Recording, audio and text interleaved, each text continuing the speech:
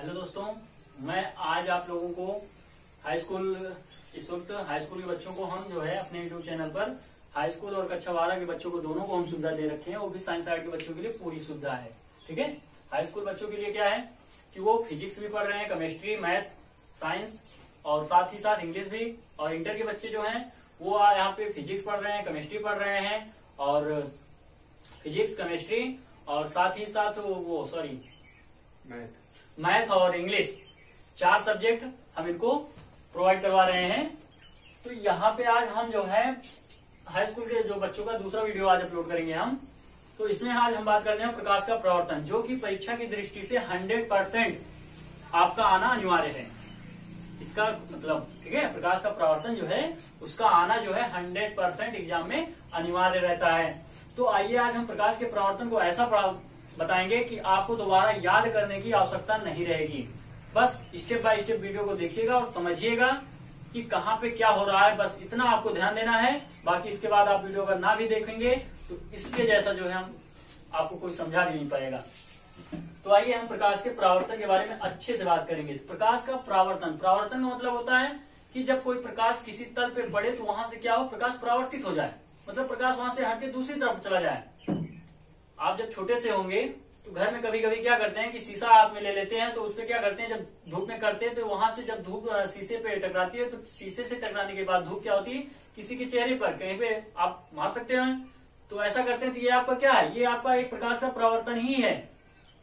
ठीक है, जो आप कर चुके हैं, बस केवल क्या था वहां पे आपको पता नहीं था कि यार हम क्या कर रहे हैं। प्रकाश का परावर्तन ही वही है। तो आज उसी के बारे में हम पढ़ने वाले हैं अच्छे से कि वहां पे कुछ नियम भी हैं। ठीक, तो आइए हम स्टार्ट करते हैं। प्रकाश का परावर्तन में क्या है कि जब कोई प्रकाश, चलिए हम लिखते हैं परिभाषा इसकी। जब प्रकाश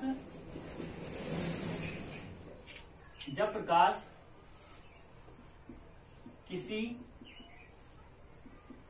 समांग माध्यम, जब प्रकाश किसी समांग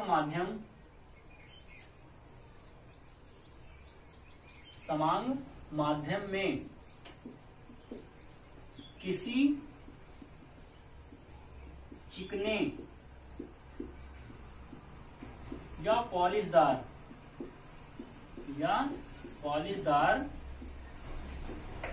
तल से टकराकर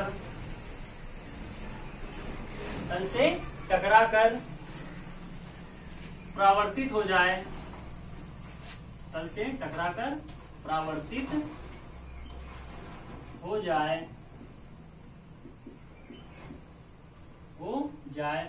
उसे प्रकाश का परावर्तन कहते हैं। ठीक है, उसे हम क्या कहेंगे, प्रकाश का परावर्तन। ये तो देखिए, जब प्रकाश किसी समांग माध्यम का मतलब हो, माध्यम जो हो वो आपका एक ही हो, न कि आप पहला माध्यम आप पता लगे कि आप जो है बाहर हैं और प्रकाश आप डाल रहे हो पानी में, तो वहां से जो होगा वो आपका परावर्तन नहीं होगा। तो माध्यम जो होना चाहिए वो उनका एक ही होना चाहिए। अगर पानी है तो कांच है तो कांच पे ही, अगर आप निर्वात में हैं तो माध्यम जो उनका एक ही। जब प्रकाश किसी समांग माध्यम मतलब एक जैसे माध्यम में समांग माध्यम में किसी चिकने या पॉलिशदार तल से टकराकर परावर्तित हो जाए उसे प्रकाश का परावर्तन कहते हैं। आइए इसको हम चित्र के माध्यम से समझते हैं। तो जैसे देखिए, ये आपका एक पॉलिश चिकनादार तल है। ये क्या है, आपका चिकना तल है। इसे हम परावर्तक तल भी बोलते हैं। क्या बोलते हैं, परावर्तक तल। यहां से क्या होता है, प्रकाश परावर्तित होता है, तो इसीलिए इसका नाम क्या पड़ गया है, परावर्तक तल पड़ गया है। ठीक है, तो ये मान लीजिए इनका माध्यम जो है वो क्या है, माध्यम कैसा है इनका, मान लीजिए आपका माध्यम जो है वो निर्वात है, हवा में। ठीक, तो ये समांग माध्यम है। इधर का जो माध्यम है उधर का जो माध्यम है वो दोनों क्या है, बराबर है। तो यहाँ पे अगर कोई प्रकाश की किरण पड़ी ये देखिए,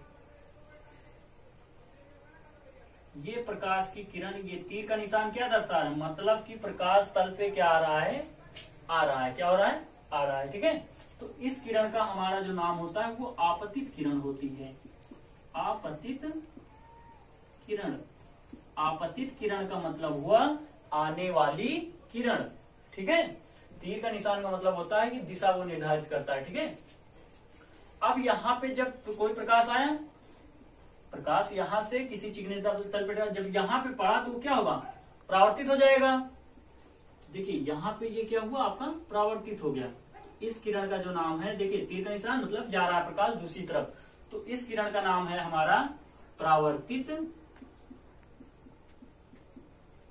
आपतित किरण तथा परावर्तित किरण। आने वाली किरण को आपतित किरण, प्रकाश जाने वाले किरण को परावर्तित किरण, और ये हमारा क्या है, परावर्तक तल है। अब इसमें एक बीच में आपका अभिलंब, अब इसमें जो ये है ये किसी कोण पे जो है झुकाव पे होंगे। अब इसमें से आपके दो नियम भी आएंगे, उस नियम को हम बताएंगे। तो यहाँ पे मान लीजिए ये आपका क्या है, अभिलंब है।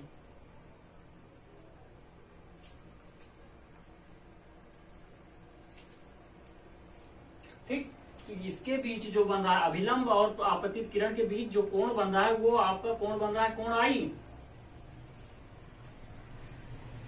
कोण आई।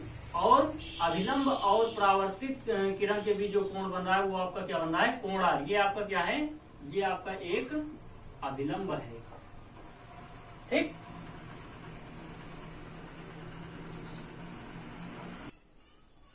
हाँ, तो ये जो आई है ये हमारा कौन सा कोण है, आपतन कोण। कौन सा कोण है, आपतन कोण। और ये जो आर जो है वो हमारा क्या है, परावर्तन कोण, रिफ्लेक्शन एंगल। ठीक है, आपतन कोण आई और परावर्तन कोण आर। अब इतनी चीजें, अब देखिए ये दोनों, ये मतलब आपतित किरण, अभिलंब और परावर्तित किरण, ये दोनों, ये तीनों जो किरणें हैं जिस बिंदु पर मिल रही हैं उसे हम क्या कहते हैं, आपतन बिंदु कहते हैं। इसे हम क्या कहते हैं, आपतन बिंदु। तो इन सब पॉइंट को आपको ज्ञात होना, जानना बहुत ही आवश्यक है। कहीं कहीं क्या होता है कि आपको कोई टेस्ट भी ले तो पूछ लेता है, ऐसे चित्र डायग्राम बना देगा और पूछेगा इसका क्या नाम है, इसका क्या नाम है। तो हमने जो है सभी नामों को दिखा दिया है कि कहाँ पे क्या है। तो अब इसी परावर्तन के आधार पे परावर्तन के दो नियम भी होते हैं, जो कि नियम आपके बहुत ही इंपॉर्टेंट हैं। ठीक, तो पहला नियम है यहाँ पे कि आपतन कोण, वो आपतित किरण, आपतित किरण कामा परावर्तित किरण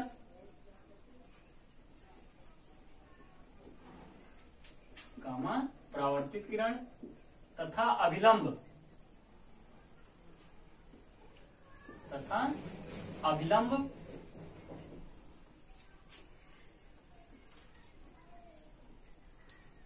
अभिलंब तीनों एक ही तल पर, एक ही तल पर होते हैं। देखिए आपतित किरण, परावर्तित किरण तथा अभिलंब तीनों जो हैं एक ही तल पर होते हैं। कहीं कहीं पे होता है कि तीनों आपतन बिंदु पर मिलते हैं, ऐसा। ठीक है, इससे कोई दिक्कत नहीं, तीनों एक ही तल पर। तो इन तीनों का जो तल है वो क्या है, एक ही तो है, मतलब आपतन बिंदु पर क्या हो रहे हैं, ये मिल रहे हैं ना, यही तो है।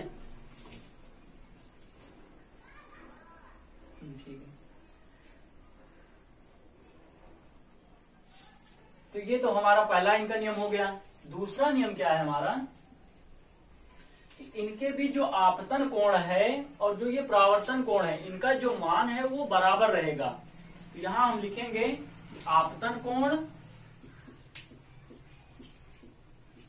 आपतन कोण तथा परावर्तन कोण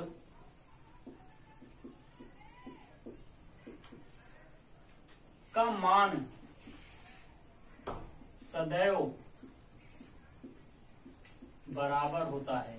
क्या होता है, बराबर होता है। कभी भी जो है आपतन कोण और परावर्तन कोण का जो मान होगा वो हमेशा सदैव बराबर होगा। तो यहाँ पे हम सिंबल में लिख सकते हैं कोण आई इक्वल टू कोण आर। क्या है आपका परावर्तन का दूसरा नियम है।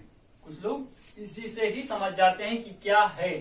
अगर कोण आई कोण आर आप याद रखे हैं और आपको पता है कि कोण आई क्या है, आपतन कोण है, कोण आर क्या है, परावर्तन कोण है, तो आप परिभाषा तुरंत बना सकते हो, नियम तुरंत बना सकते हो कि आपतन कोण और परावर्तन कोण का मान जो है वो हमेशा सदैव बराबर होता है। ठीक, तो ये हमारा क्या हुआ परावर्तन, प्रकाश का परावर्तन। अब इसके बाद वाले जो वीडियो आएंगे उसमें हम आपको बताएंगे प्रकाश का अपवर्तन, जो कि वो भी बहुत ही इंपॉर्टेंट। प्रकाश से संबंधित जितने भी क्वेश्चन आपको बोर्ड एग्जाम में आते हैं मैं उनको पूरा सॉल्व कराऊंगा और मैं आपको पूरा नंबर दिलवाऊंगा प्रकाश से क्या पूरी फिजिक्स से दिलाऊंगा, साइंस से पूरा। मतलब अगर 70 का आपका है तो मैं आपको 65 नंबर तो 100% दिलाने की कोशिश में रहूंगा। ठीक, और उम्मीद अगर आप थोड़ी और मेहनत करेंगे तो आपके 70 नंबर भी आ जाएंगे। कोई बहुत बड़ी बात है नहीं 70 नंबर लाना। ठीक है, तो ये इसी वीडियो के साथ हम आपको कल जो है मतलब अगले वीडियो में जो हमारा होगा वो हम आपको प्रकाश का अपवर्तन लेकर आएंगे। तो इस वीडियो को देखिए और यहीं पे इसे अच्छे समझिए। अगर आप नोट्स बना रहे हैं तो नोट्स भी साथ में बनाते चलिए। ये डायग्राम आपका समझना बहुत ही जरूरी है। अब इसके बाद हम अपवर्तन बनाएंगे, उसमें आपको अच्छी तरह से समझाएंगे। वीडियो देखने के लिए थैंक्स।